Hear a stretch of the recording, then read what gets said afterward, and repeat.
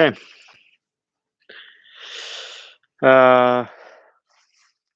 So today is your homework to do date. Hopefully you have submitted your homework already on Blackboard. If not, please submit it right away. Unless yes. You don't have to submit a physical copy, but you can if you want to. I would rather if you submit an online copy, a soft copy online, right? If you want to submit right now, that's all right.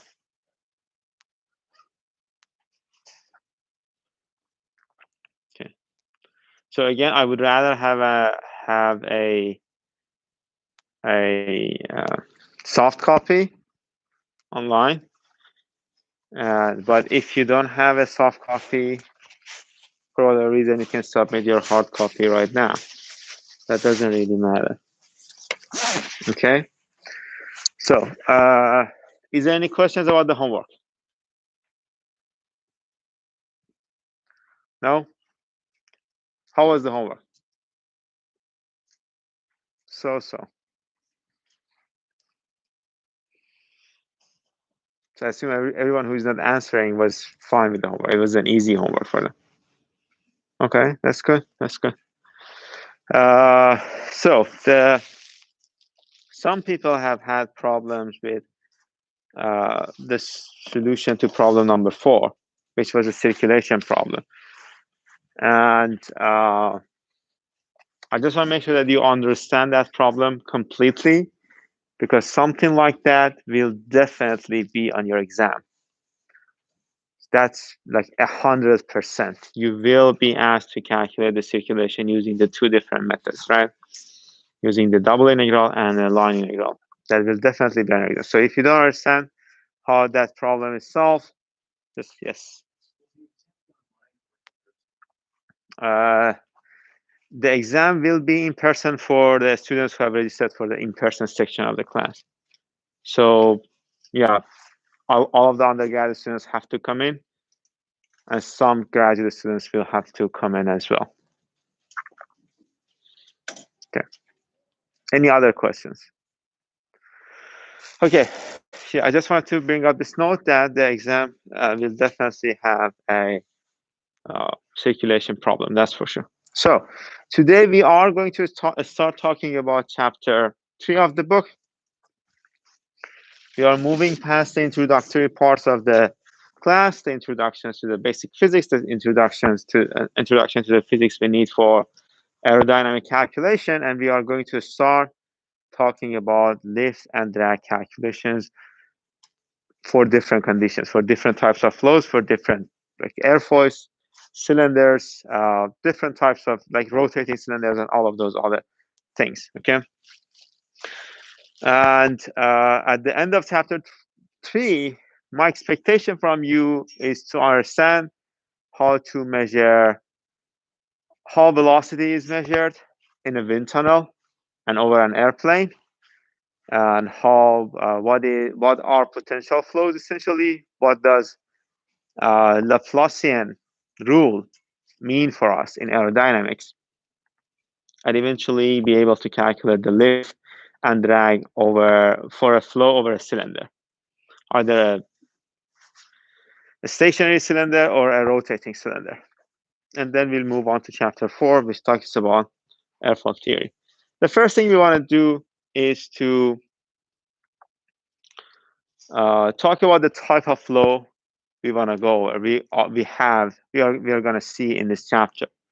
We are essentially going to deal with low speed flight.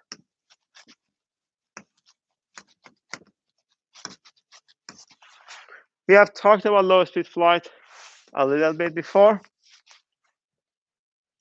What does it mean for the flow, though? It means that your flow is going to be incompressible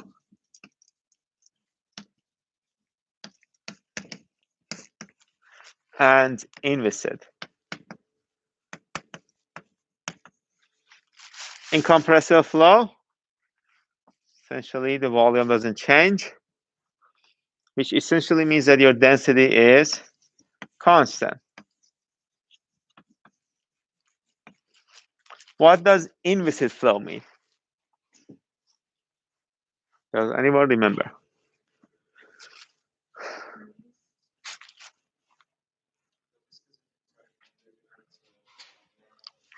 We are essentially going to neglect viscosity, right? So we assume that viscosity does not exist. What is the implication of this assumption? This is going to mean that the friction coefficient does not exist, which means that there won't be any friction drag, right? At the later parts of the chapter, we will do some boundary layer analysis. We will include the analysis. We will see the analysis for friction drag and friction coefficient. But for most of chapter 3, we are going to assume the flow is inviscid. One other assumption we are going to make is that we are past the transient part of the flow and we have reached a steady state condition, which essentially means flow properties are not going to change at each point with respect to time. So the derivatives with respect to times are all 0. Okay, so let's find the governing equation for this type of flow that we are going to use. Let's write the conservation of mass equation. Conservation of mass was partial rho partial t plus del rho v is equals to 0, right?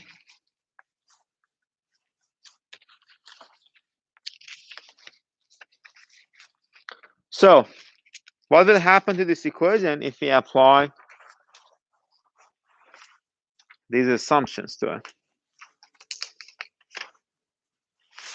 This will go to 0. You can take the rho outside of the del operator, and we will eventually end up with the continuity equation.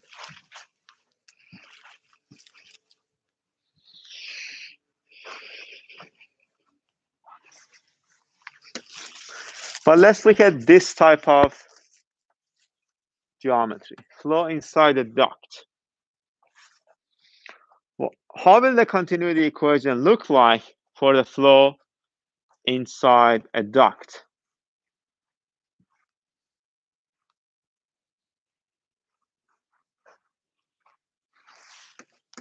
Essentially, conservation of mass is telling us that whatever is going in is equals to whatever is going out, right?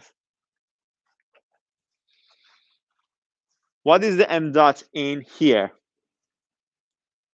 How do we calculate the mass flow rate? What was it?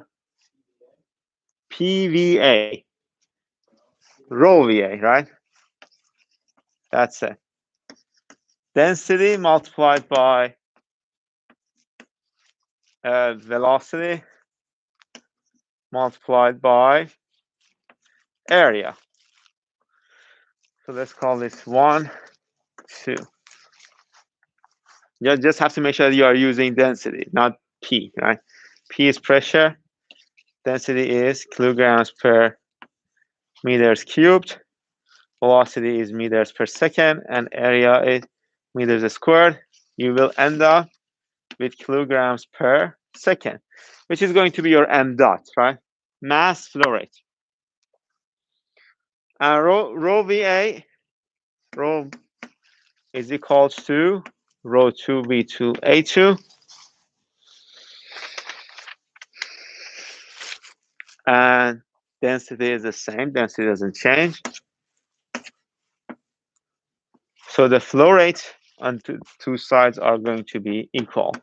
A dot V1 is equal to A2 V2. That is going to be your continuity equation for this type of flow for a stream tube or for the flow inside the pipe. We have talked about the stream tube, so hopefully you remember what the stream tubes are. But let's do the same analysis for the momentum equation. Let's find the momentum equation for this type of flow. What did we have for momentum equation? What was the equation? Does anyone? I assume no one remembers, but you should have it in your notes. It's rho v. What? Okay, so the changes. Exactly. So sigma f is equals to changes in momentum, right?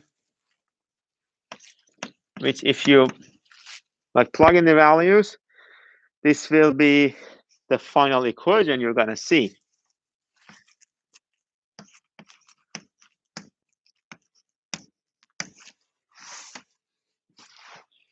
The total derivative, if you recall, this was the total derivative of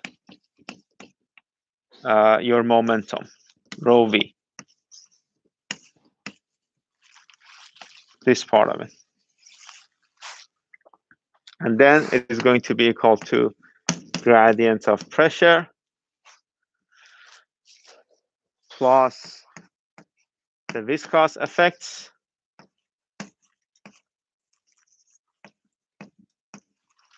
plus the other body forces, whatever body force you may have. Okay, so let's simplify this for our case. Incompressible inviscid steady state flow, or a steady flow. Changes with respect to time are 0. We can take this outside of the del operator. Viscosity, we neglect viscosity, so it is not there. And in aerodynamics, we are mostly dealing with air flow on a streamline, so we can remove the effects of body forces too. What are we gonna get? Rho del V multiplied by V is equals to del P. For a one-dimensional flow, same example as what we had over there, flow inside the pipe, we can take the integral. Let's actually simplify this for a one-dimensional flow to make sure that we are clear. You are going to get partial U, partial X squared, something like this, is going to be equal to partial P, partial X. So if you take the integral from this equation, one of them has to be with respect to partial X squared, the other one with respect to partial P. You will end up with this equation.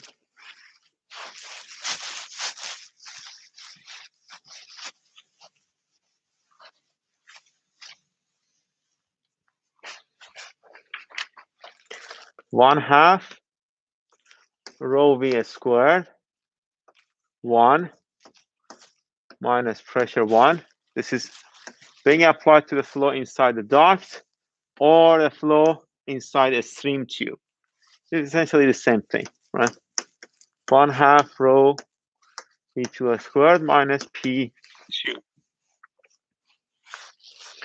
Who can tell me what is the name of this equation? Pardon me? No. Navier-Stokes is this one, right? It's a general one. Bernoullis, exactly. The very famous Bernoullis equation, which is a very useful equation when it comes to low speed flights.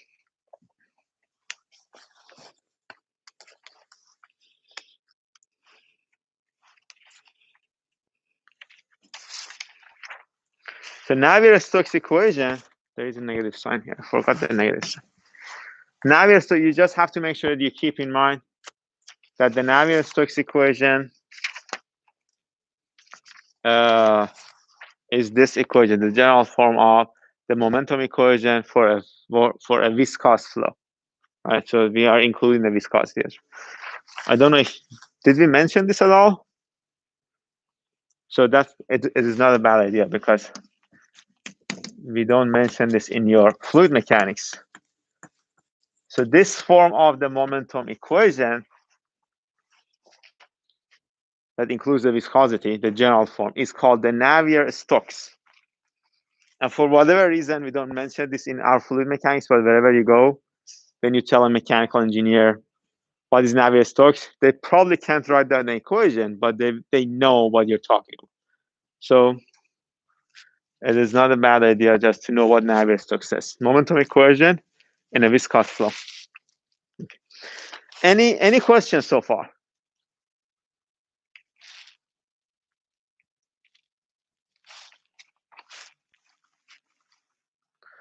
I just have to make sure I don't make these mistakes. I make a lot of these type of mistakes. Okay, so we have the governing equation for the type of flow we are interested in. What we want to do next is to talk about how we can measure the air velocity during flight. Right? This is an important topic, especially when during the earliest stages of flight aerodynamics, in the earlier part of the 20th century. How can we measure the air speed or the flight speed? In our aerodynamic analysis, what we do is that we assume that the aircraft is the thing that is not moving, it's stationary, and air is moving.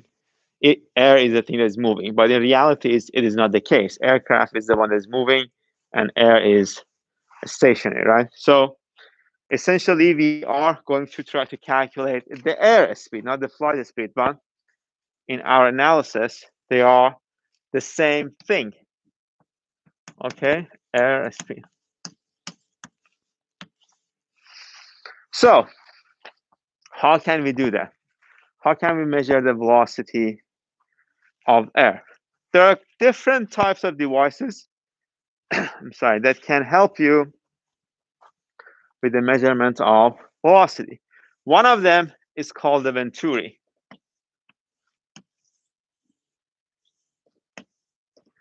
Essentially, a Venturi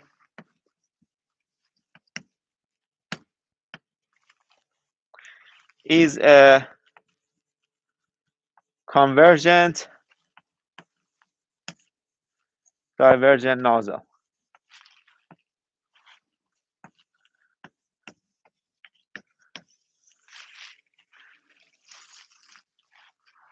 Okay.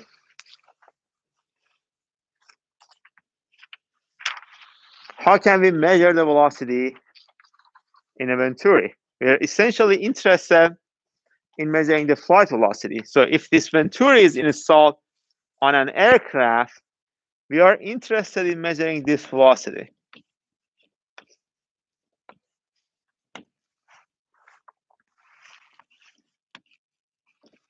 Okay.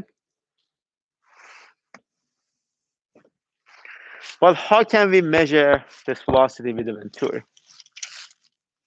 Think about it, and I need ideas from you. So the only device that I'm telling you that we have this Venturi device, and we can measure the velocity, right? And this is the velocity of interest. Let's call it V1 or V infinity, right? The flight speed. How can we use this Venturi device to measure this velocity? You have two main governing equations, the Bernoullis and the continuity equation. And let me actually mark the other parts of the board.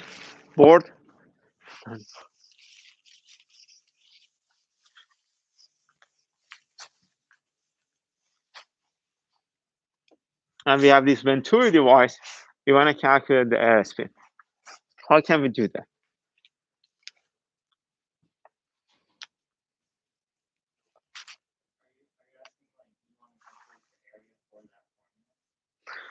Not the area, no. We are. How can we calculate the air speed? Not the area, right? So what do we have here? The only thing that you can really measure is pressure, right? You can have pressure measurement devices. You cannot just put in like pressure transducer or whatever. We don't have a velocity transducer that you can put in air and measure the velocity, right? You have to come up with a measurement technique. And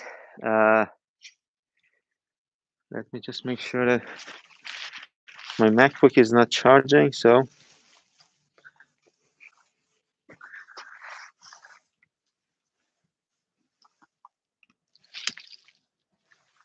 yeah, go ahead.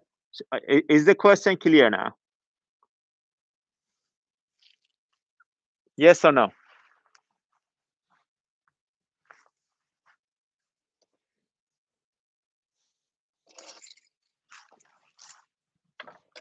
Go ahead. I'm listening. Yeah.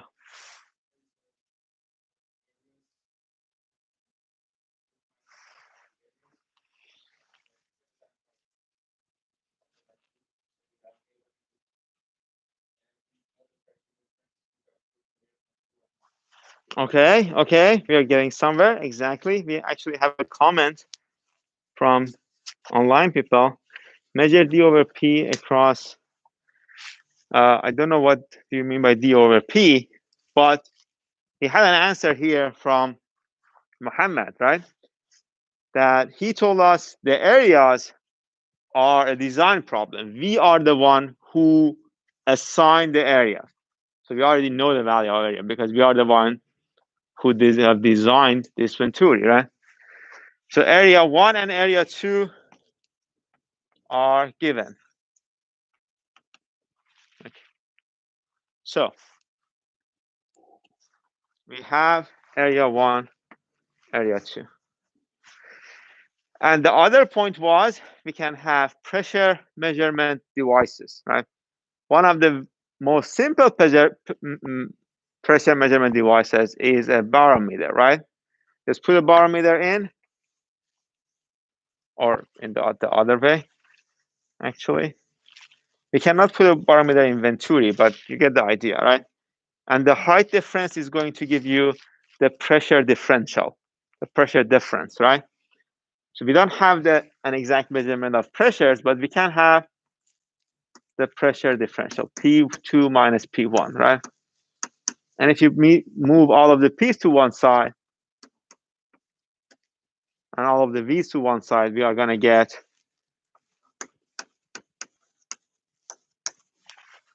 right?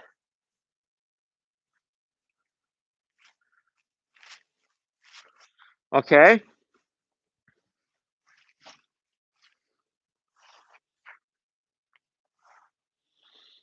So what? Is this an answer? That's it. You have two equations, two unknowns. You can plug in the unknowns and knowns and find the final answer. But we can essentially rearrange these equations to get, let's say, V2 as a function of V1. It's going to be A1 divided by A2, V1, right? And you can plug that in here for V2. So A1 divided by A2, V1, right? And eventually you, for V1, which was the velocity of interest, we will have find this equation. The square root of pressure difference divided by 2 rho A1 minus A2 minus 1. Let's just make sure that I'm not missing any minuses or plus signs. Yeah, there's a square here as well. How about the square? Because when you plug this in, here, everything will be to the power 2. This is P1 minus P2.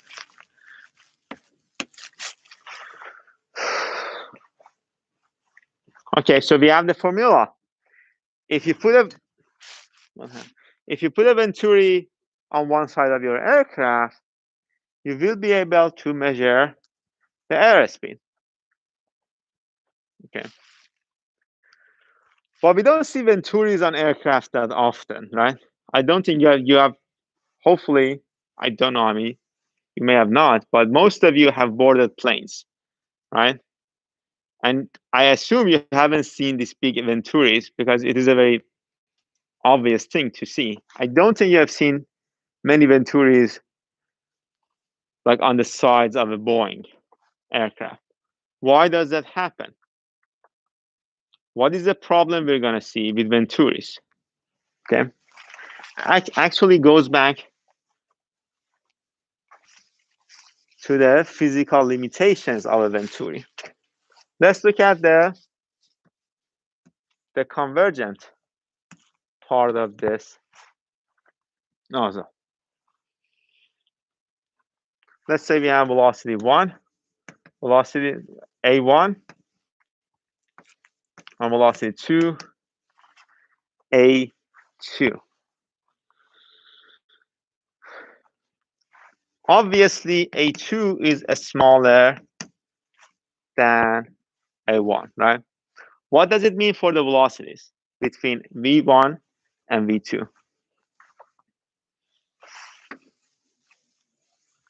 A2 is smaller than A1.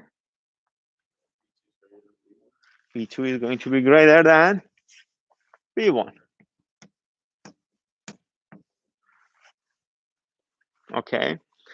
So essentially what it means is that the velocity you're going to see here at the throat area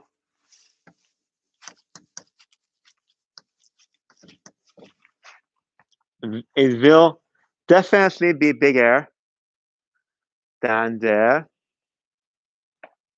A1, right? That's true for subsonic flights. But what will happen when we increase this velocity V1, right? This velocity will increase and increase and increase until it gets to sonic speeds, until you get Mach number is equal to 1, right? And then after that, the velocity here cannot increase, okay? Because you will introduce a lot of shock waves, and the reason for it is beyond the scope of this course. You will see the reasoning in the compressible fluid flow course, but we cannot go further than that, right? So what should we do? Venturi is going to lose its use, essentially, its usability, its utility for us after some velocity, depending on your area, and depending on the area ratio here. So what should we do? Is there any other device that is going to help us measure the velocity at a little higher speeds?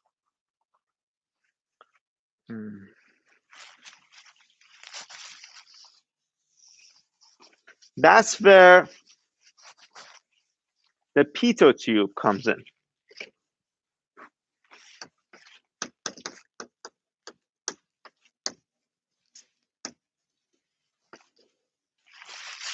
Okay, Pitot tubes.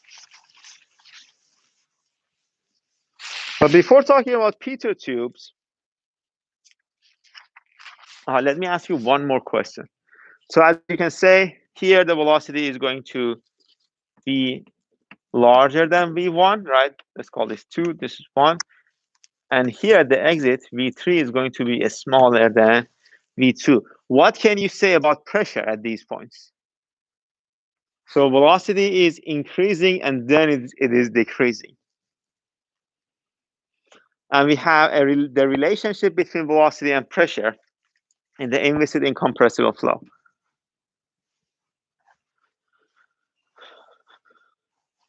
What can you say about pressure at these points? The pressure difference. between 0.1 and 0.2 and 0.3.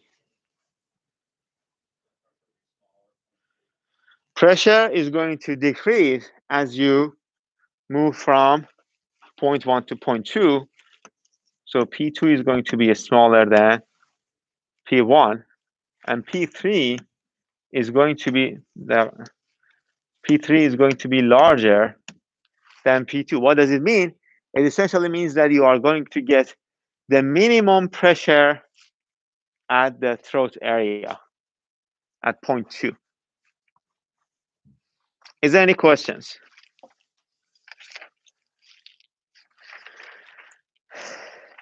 Okay. There's one thing I forgot to mention, and I have to before we move on to the Pitot tube, is that the same thing applies to the wind tunnel. So your wind tunnel is essentially a bigger Venturi. The only difference between a Venturi and a wind tunnel is that in the wind tunnel, your V1, let me draw a wind tunnel for you. We have two different types of wind tunnels. Do you have anyone who has passed ME Lab 3? 1, 2, just 2. So most of you are in the new curriculum. So most of you have not seen the wind tunnel downstairs in the basement, right? But we have an open section wind tunnel. Open section wind tunnel, airflow comes in. You have a test section in which you test the airfoil, whatever, aircraft, whatever you have, a car, whatever you have, right? And the airflow goes up. But you can have a closed section wind tunnel as well, which will be a closed loop. Something like this. So in a wind tunnel, we are interested, this velocity is a design parameter, right? We are interested in finding V2 here.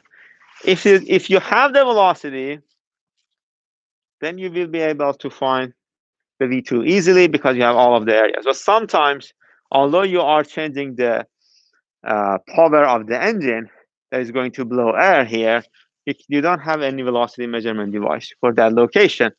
So use a manometer.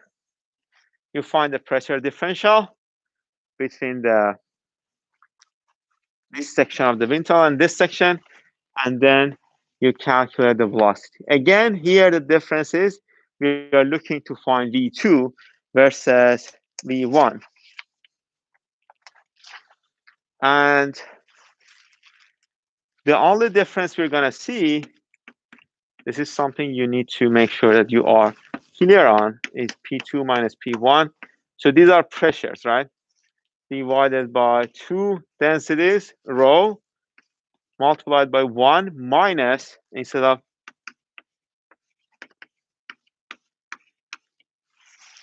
so for the previous section, we had V1 equals to whatever, multiplied by A1 over A2 squared minus 1. So here it is reversed, 1 minus A1 over. So make sure in your problems that you're solving, you don't make the mistakes. I mean, it is better to use the governing equations and not these equations to avoid this type of mistakes. Okay, just make sure you use the equations. Okay, so how do we, I just want to make sure that we all know this. How do we calculate the pressure differential using a manometer? What is the equation we need to use there?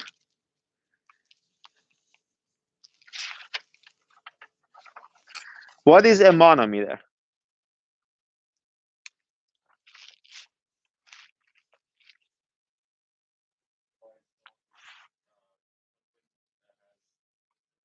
Oh, you are the one. I'm sorry, I don't know who's talking. I just hear.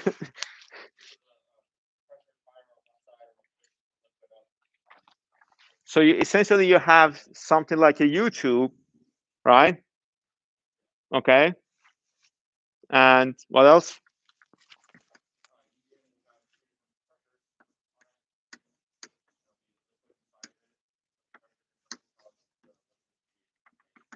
Exactly. So the height of the liquid is going to give you your pressure difference. That's why we call it, sometimes we call this pressure head, right? And the pressure difference is going to be equal to the weight of this liquid, which is rho g delta H. Right? So the pressure difference with the manometer is going to be equal to rho g delta H. I think we are ready for the Pitot tubes. So we understand the limitations of a Venturi, and we need to find another device. And Pitot tubes are actually used today. So these are devices that are utilized today in the modern aircraft. If you go back to the lecture notes, I have posted some pictures of the Pitot tubes on a Boeing, or I think it's an Airbus, on a modern aircraft. Okay, but what is a Pitot tube? To understand what a Pitot tube is, we first need to understand the difference between the static and total pressure. So we have, the idea is we have two types of pressure: the static pressure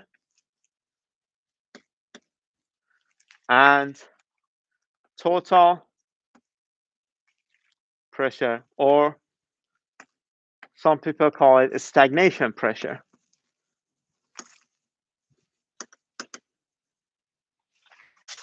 Are we familiar with these two pressures? Yes, we have two people who are familiar. Are we all familiar with this? There are some people who are familiar, and some people who are just asleep, and others do not respond. Okay. What is the static pressure? What is the static pressure? The first thing, let's define static pressure first.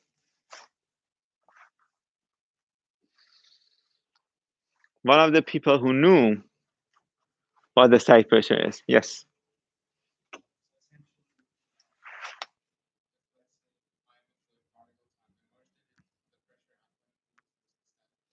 Okay, exactly. So essentially, think of a fluid motion, right? Airflow, right? And the pressure you're going to feel if you sit on one of the particles and move with that particle is called the static pressure. Okay? So it is the pressure that you are going to feel independent of the fluid motion. Does it make sense? The pressure you're going to feel? Like the pressure we're going to feel here, the static pressure here is the atmospheric pressure, right? If we change the elevation, the static pressure we're going to feel is going to be different. And that pressure is not going to change whether we are moving or not moving, right? So the pressure, I don't know how to write this, but particle felt by moving particles. I guess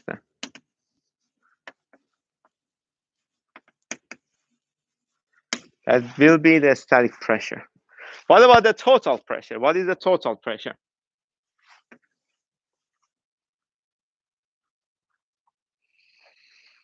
Yes.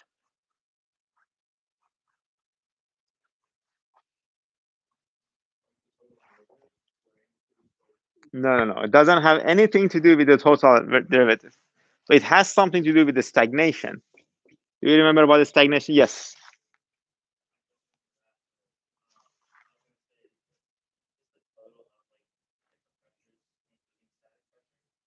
What is that different pressure that you're including? Because a static plus something, right?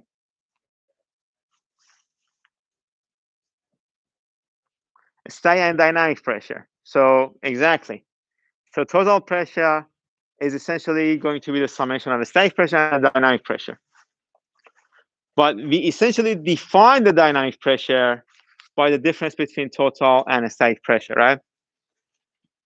But let's define the total pressure first. Is the pressure your fluid particle feels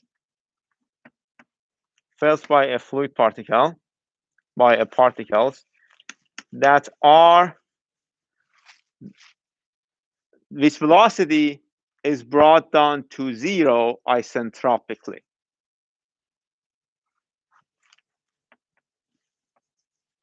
brought down to a stationary condition,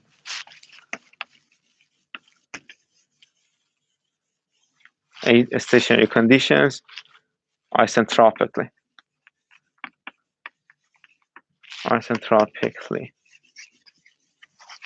Okay.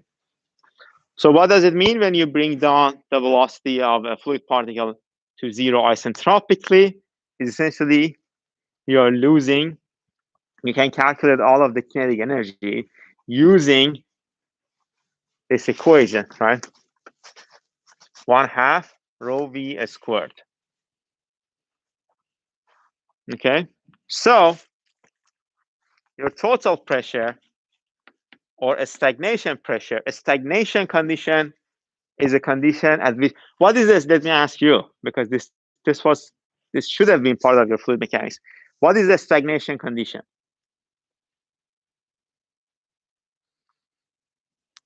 Does anyone? Yes. Velocity is zero. That's the stagnation. That's why it's called the stagnation pressure, because that's the pressure you're going to feel if you bring down the velocity to zero. So your total pressure or stagnation pressure is going to be equal to P of S plus 1/2 rho v squared, which is the dynamic pressure as Trevon mentioned.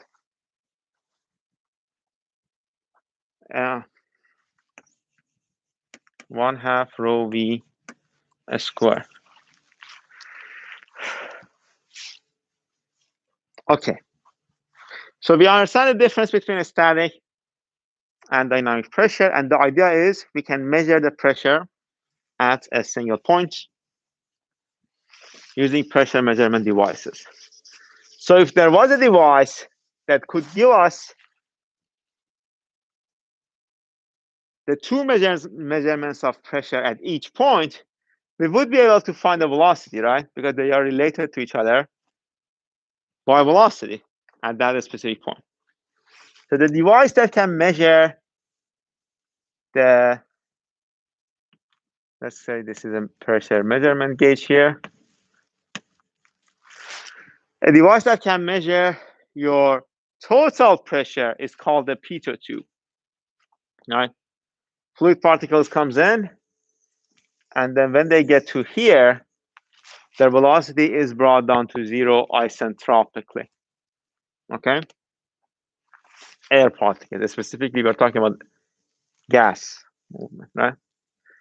And then at the same time, static pressure measurement devices are, the idea was that that's actually a little harder to visualize and understand. Static pressure measurement devices usually look like this.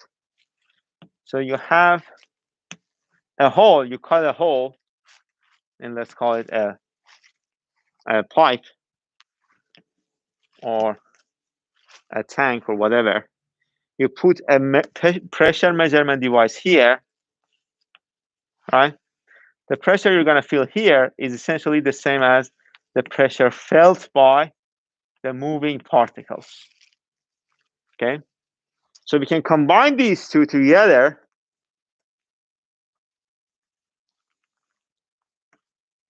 and have a device called the Pito static tube. So this part and this part also, both parts, measure the static pressure. And this part is the Pitot tube, measures the total pressure.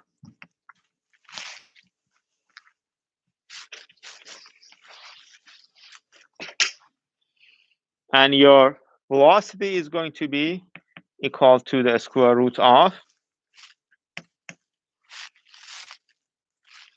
Pt minus Ps divided by 2 rho.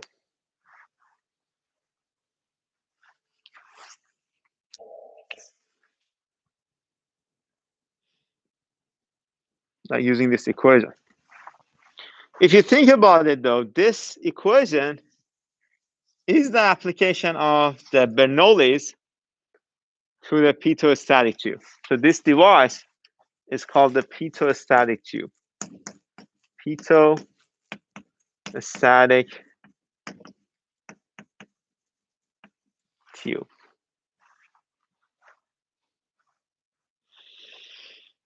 Is the application of Bernoulli to this device, because on one side we have 1/2 rho v squared, velocity is 0, so this whole thing goes away, plus pressure equals to pressure plus 1/2 rho v squared, right? Which is the only velocity we're going to have. Yes. Pardon me?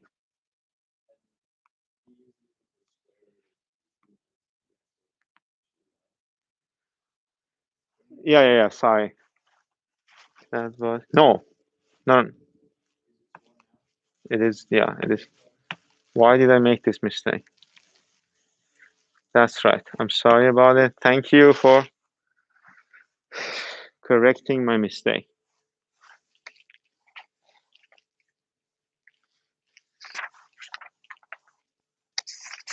Let's see if I have the correct. Yeah, I have the correct one on my notes.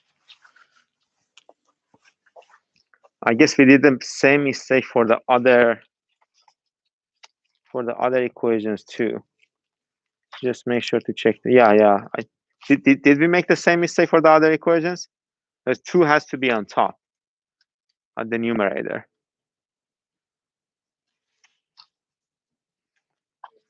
Yeah, so 2 is on the numerator. Make sure to fix that mistake. That was my mistake. Sorry. Okay. So Pito static tubes, the other measurement device. What is the limitation of the Pito static tube?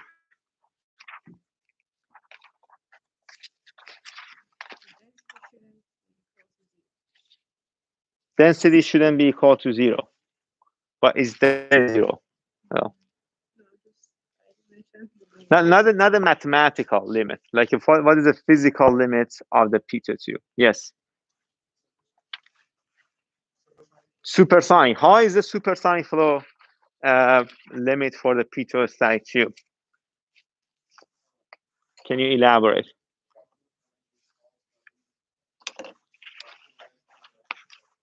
Okay, so what I think you are saying, I can't hear you clearly, but what I think you are saying, which is true, is that during the supersonic flow, we are going to see generation, shock wave formation, right, in front of the Pito tube.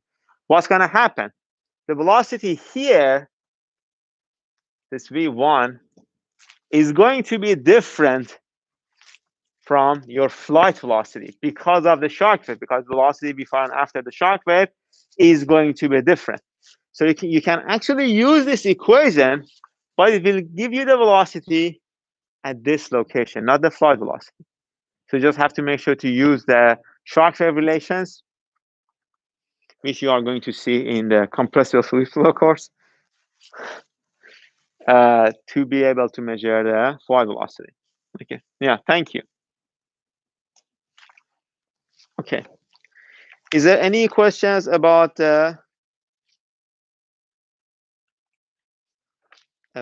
any of these? Okay. One thing that you need to make sure that you are clear about is the density.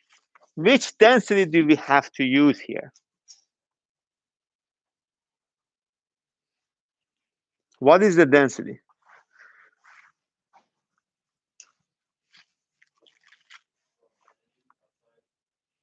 But rho infinity, if you are like flying at an elevation, at an altitude, right?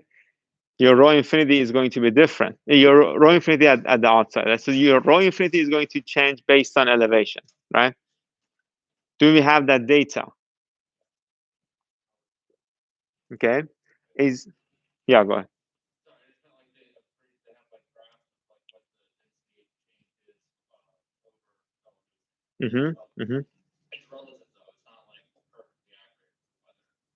We have the standard atmosphere graphs, right?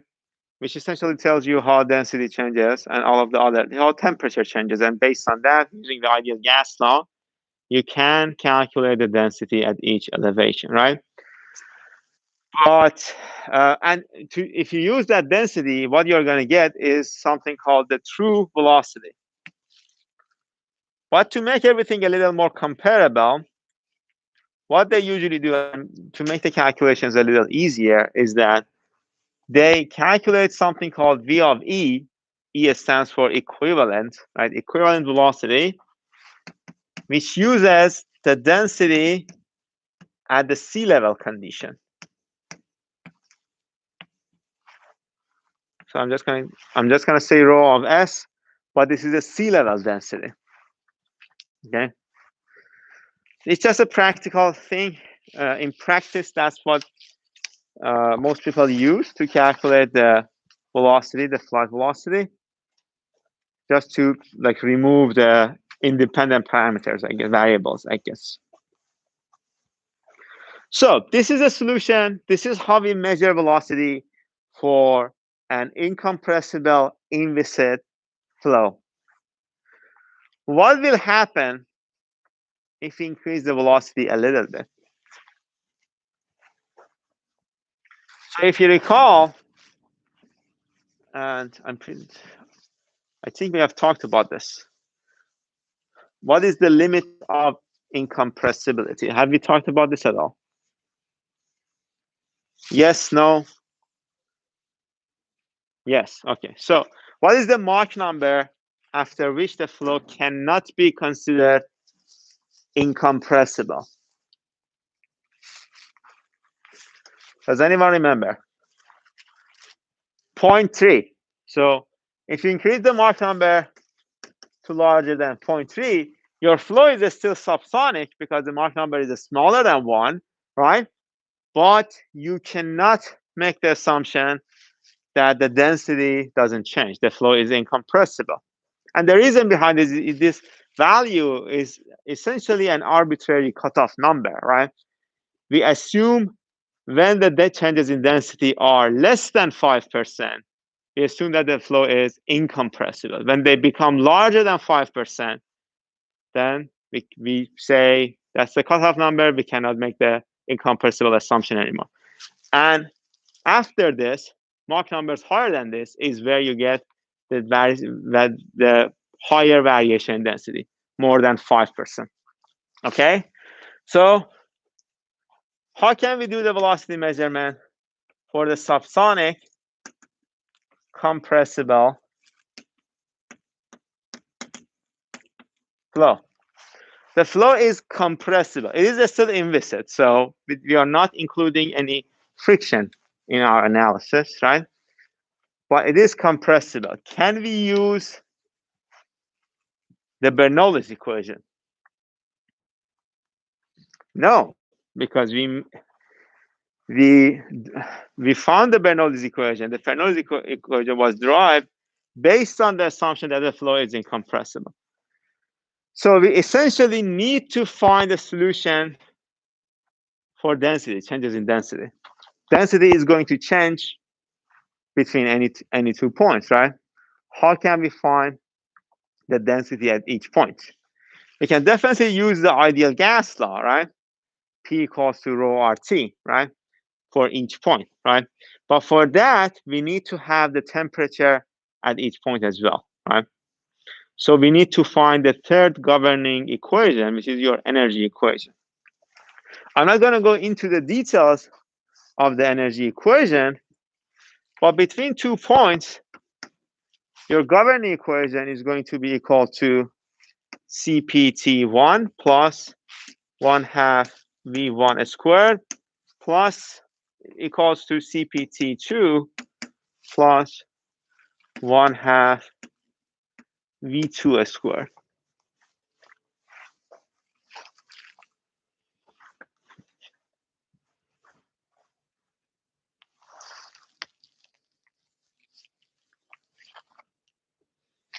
Okay.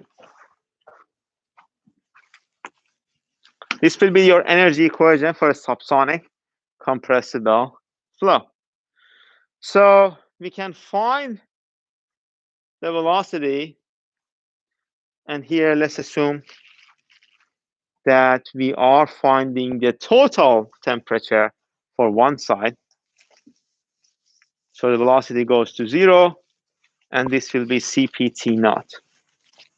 All of our parameters have a total parameter. So we have total temperature, total density, total whatever. And those are the properties when you bring down the velocity to 0. Okay? So we can find the velocity as the fly velocity as the square root of Cp multiplied by T minus T naught divided by, or, right? Divided by what? No, this is multiplied by 2. That's one way of looking at it. But we don't have the temperature. What should we do? What should we do here? We don't have the temperature. How can we find the temperatures at these 2 points? We don't have the densities. We don't have the variation of density. So what should we do? What is the best course of action here? The best course of action is to use the isentropic relationship. We are making the assumption, or let me ask you, what is an isentropic relationship? What is an isentropic process? Hopefully you have seen this in your thermodynamics and fluid mechanics and applied thermo, if you have taken applied thermo. What is an isentropic process?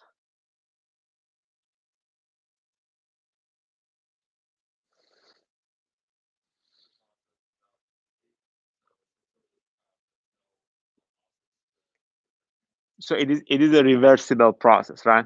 And since we are neglecting friction here, friction losses that are not there, our process here is reversible. Okay? Okay, so what else? Is that the only thing about the isentropic process? That's a reversible process, right? So when you are using another word for it, it essentially should mean that there are other conditions that needs to be met.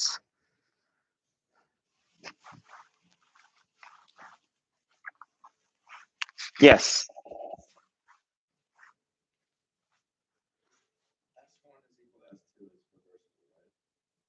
Entropy, right? Yeah. No. No. In a term, I don't think you can find 100% efficiency in any thermodynamic process.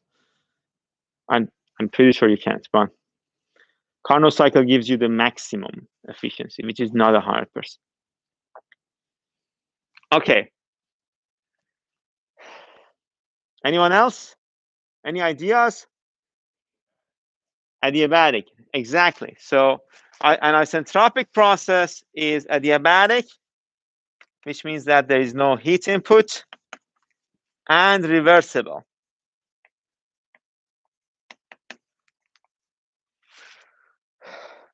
Which applies to our situation here. We are not heating up the air that is moving from point 1 to point 2, and we are assuming the friction is negligible. So we can use the isentropic relationships. But what were the isentropic relationships? I assume no one remembers. I don't remember myself as well. I always get them wrong. But if you recall that they had a gamma power, right? P1 divided by P2 equals to T1 divided by T2 to the power gamma, gamma minus 1, all of those things, right? So what does that tell us? That if we rewrite this equation as the ratio between the temperatures, we can use the isentropic relationship and then find the velocity based on the pressure ratio, okay, between the 2 points. Does that make sense? Okay, so let's write that. Let's move things around. So T naught divided by T1 is going to be equals to 1 plus V1 squared over TCP T1. Okay, and but we still have one T1 here, which we don't have any information about. Okay. If you recall, the speed of sound, A, was the square root of gamma R T. So we can rewrite the temperature as the speed of sound, as a function of the speed of sound, and then we have a velocity here. So eventually, if you do the analysis, we are going to get T naught divided by T1 is going to be equals to 1 plus gamma minus 1 m squared, right? Over 2, yep. And when you have the Mach number, you have the speed of sound for, like, you have the tables for speed of sound, you should be able to find the velocity. But we have to do something about the left side of the equation. We're going to use the isentropic relationships. The isentropic relationships tells us that T naught divided by T1 is P naught, your total pressure. Or let's actually, I didn't mention this. So for total values, we can use P of T or P naught. T of T or T naught, right? That's why it suddenly moved to T naught. So this is still total temperature, total pressure. Well, P1 to the gamma minus 1 divided by gamma, right? Yeah, which essentially means that this is going to be equal to, I'm going to change this equation, bring the gamma in. P naught divided by P1 is going to be this whole thing to the power gamma divided by gamma minus 1. We can write this as a function of density too. As a function of density, your rho, the ratio of density is going to be that equation to the power of 1 divided by gamma minus 1. Okay. So, do we have any questions about these equations? Do we understand every parameter here? Do we understand what we did?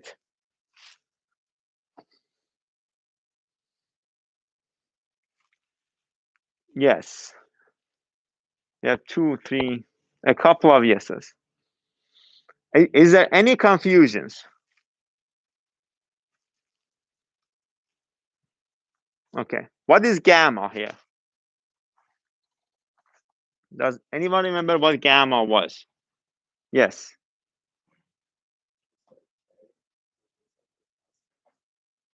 What is K?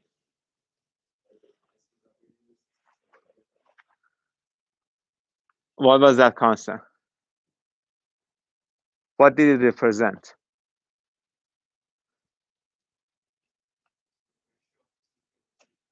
The ratio of the specific heat, right? The pressure constant specific heat versus the volume constant specific heat. That will be gamma. For air, we assume it's a constant value 1.4, right? And that's the number we use in aerodynamics because aerodynamics is about air, right? Aerodynamics. So we're only dealing with air. But if it was a different gas, then we should definitely use a different formula. Is there any questions so far? So to find the equation for velocity, you essentially have to rewrite the whole equation and as a function of m, and then replace m with b over a. I will give you the velocity as a function of pressure, density, whatever you can measure, right? For a subsonic condition. Okay. So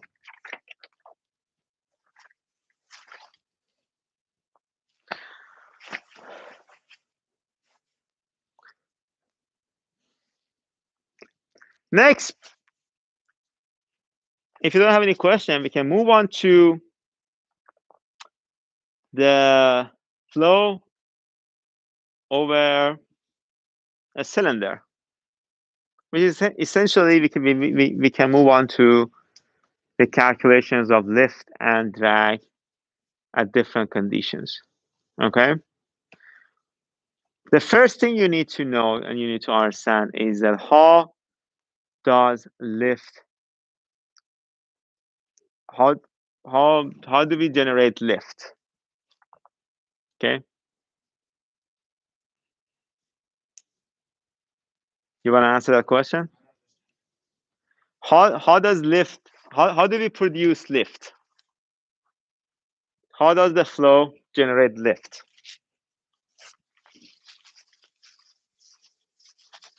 Let me write the question.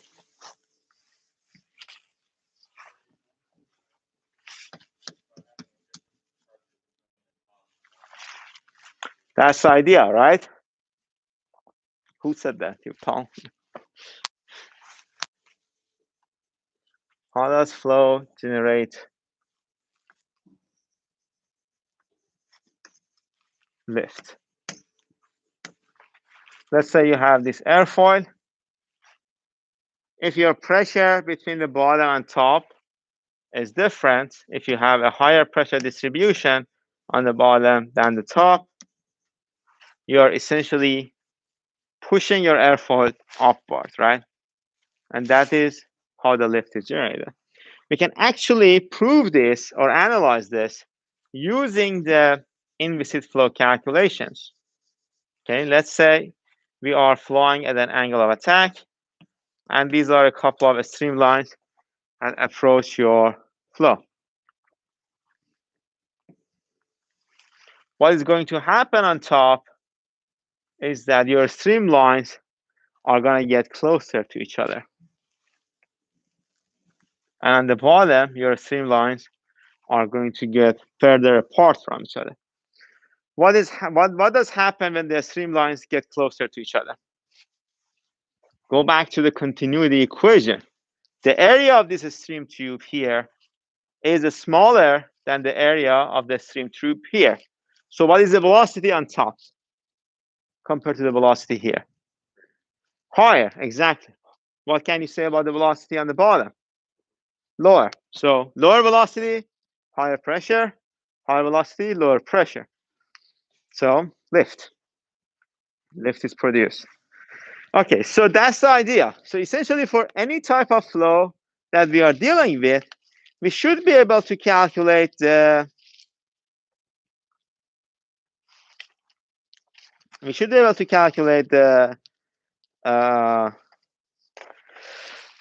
pressure distribution on top and the bottom plate, and then we can move on to the calculation of lift and drag. That's the theoretical way of looking at it. For some simple shapes like a cylinder, flow past a cylinder, we can definitely do that.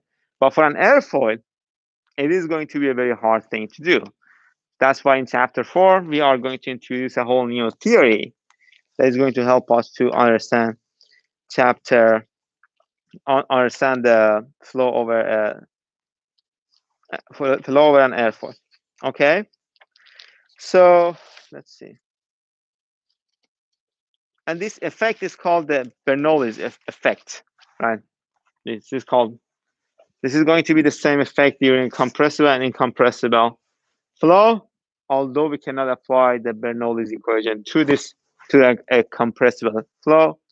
We are going to see the Bernoullis effects anyways, which means that you're going to get a higher pressure on the bottom and the top.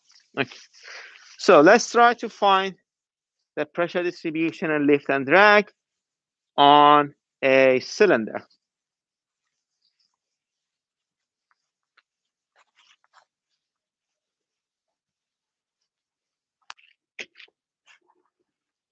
We have a cylinder like this. It is not a very good drawing of a cylinder. So let me redraw this. Okay, this is better. We have a cylinder like this. The flow is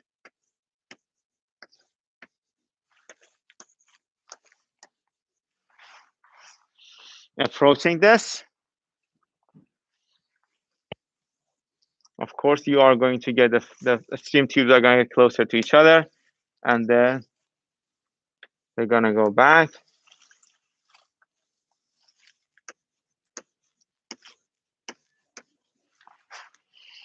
This is what the streamlines look like.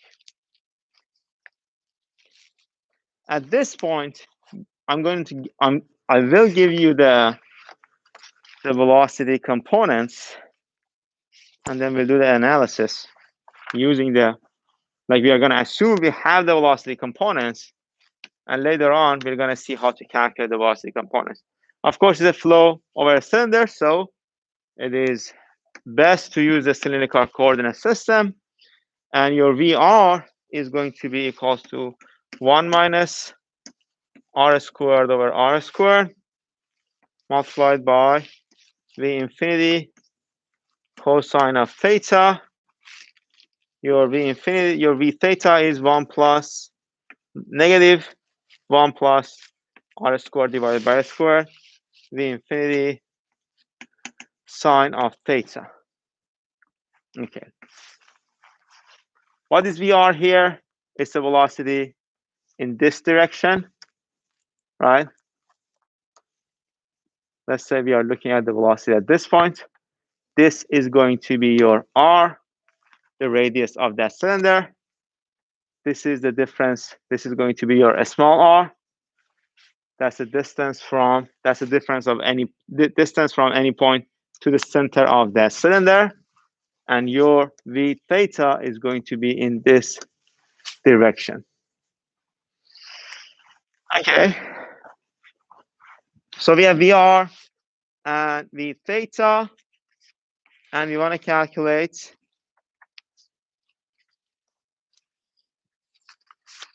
the pressure coefficient, right? Pressure distribution. How can we calculate the pressure coefficient? What was the definition of pressure coefficient?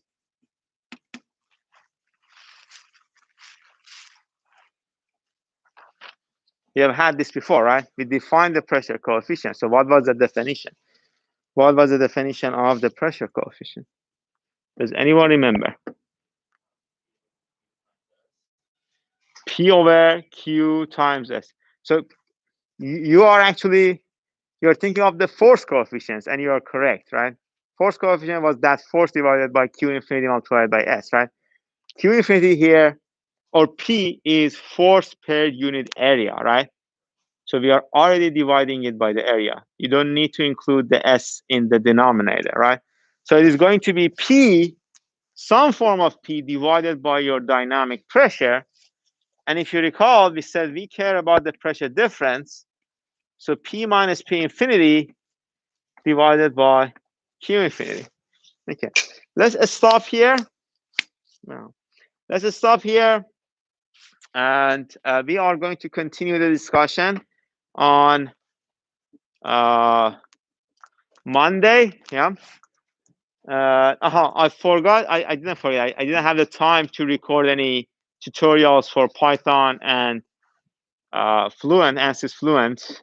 I will make sure to post something in this weekend.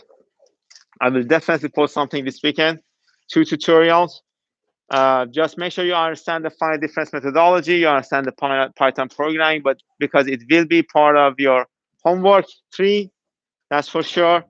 And some people submit their bonus points to me, and I don't usually reply to those emails. Then I get a very stressed out email that, did you receive my previous email? I do receive your email, so if it's just a bonus point submission, I will just add your point on the blackboard. You don't need to ask about it.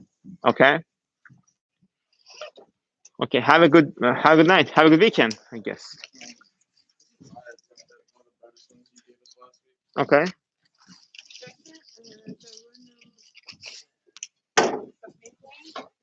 What? There were no submit links for homeworks on Blackboard. There were none? So I emailed it to you. When did you submit your homework?